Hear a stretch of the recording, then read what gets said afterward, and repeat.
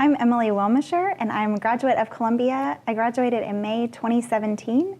I'm from Murfreesboro, Tennessee, and we moved here in 2013 for my husband to begin seminary, and he graduated in 2016.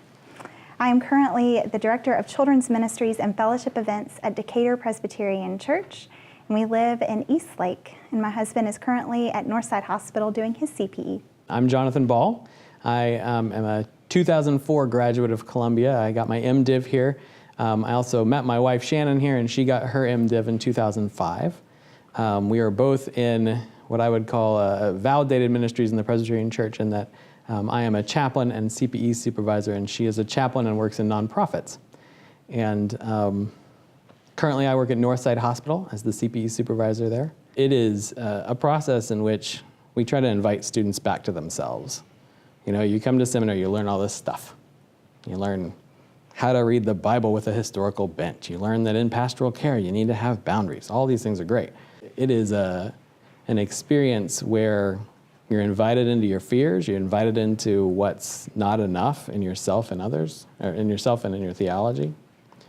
You're invited into that real question of, you know, so we talk about theodicy. Why do bad things happen to good people? Well, that's easy to do in a classroom. That's a much different question when you're sitting at a bedside. It's a much different question when you're sitting with a mother whose son is in the bed. And, you know, it is, I also don't think it destroys us. You know what I mean? I don't know that there's an answer. I don't know there's an easy answer at all. But it is something that teaches us a lot about faith, about what faith really is, and you know, can we sit in that place where we say, you know, help me, Lord, I don't know. Yeah, so I think it was one night I was on calls, which were already a stressful experience for me, every one of them. And the part of labor and delivery where the chances are the babies aren't going to make it was really hard for me, but it was a place where we had to check in, and I went one night, had a really rough night in the ICU, and it's about 10:30, 11 o'clock, and I thought, I can't do anything else. I can't go anywhere else. And the rule follower in me said, you have to go to labor and delivery because it's what the rules are. So I went and really just went in and said, hi, I'm Emily, I'm the chaplain. Let me know if there's anything I can do for you.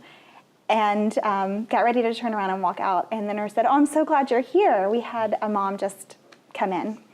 And I was like, oh man, I can't with this tonight. And walk in, and there was such a compassionate nurse there that night who just stayed with this mom and dad.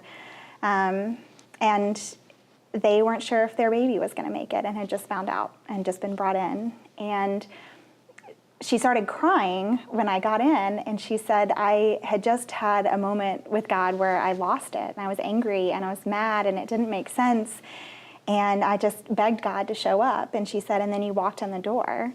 And I knew it was not me because I didn't want to be there.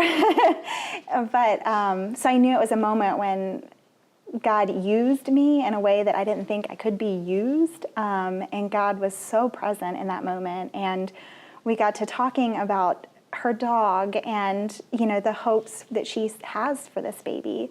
And the dad is, you know, sharing his thoughts and his feelings too. And so we prayed together, and the nurse just leaned right on in and joined. And I'm, you know, really moved by that because she didn't have to.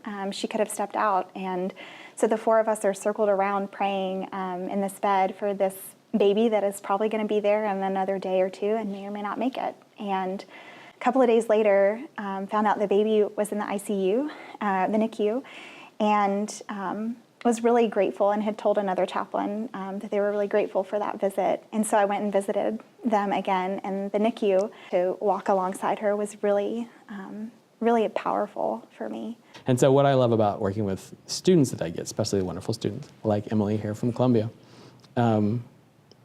is that it's an opportunity to invite them into a place that is scary, that they may not like at all.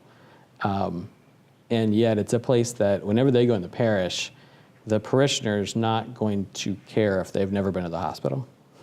Whenever that person is sick, they're going to hope their pastor can come and be present with them and be able to take a deep breath for her or himself and say, how can I be of service?